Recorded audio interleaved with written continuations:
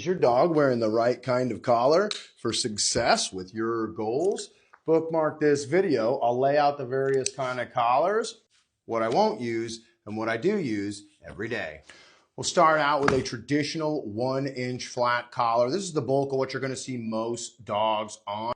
A great choice for your average dog that isn't much of a problem.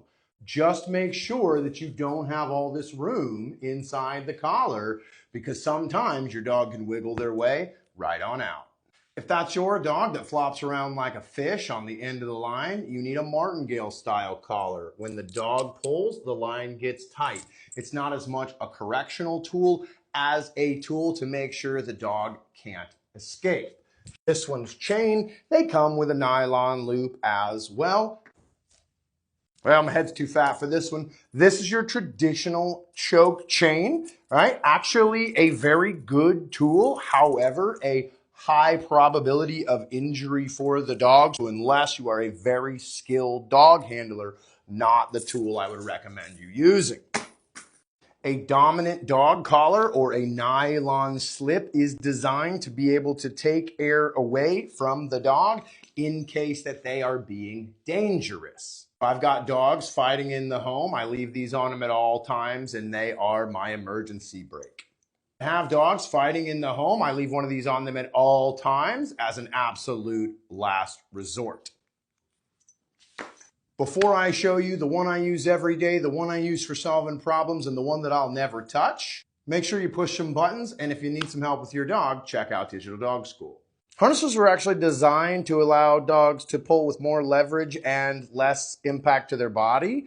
So that's what I use them for. We want to go to the woods and have a party, we put on a harness. Yes, technically this is a flat collar, but because it's 2 inches wide, it minimizes the impact of the collar on the dog, allowing a dog to safely get excited into the collar without injury. Because I spend a lot of time with really intense dogs, I like this while we're learning so that they're not going to do any damage to themselves. Happen to be strong enough that if they pull a little bit, I can actually hold them back. While I love this, it's not for everyone. If this collar lowers the pressure, this collar sends it through the roof. If I ever see a dog wearing a collar like this, I know that dog is either dangerous or I got questions about their training.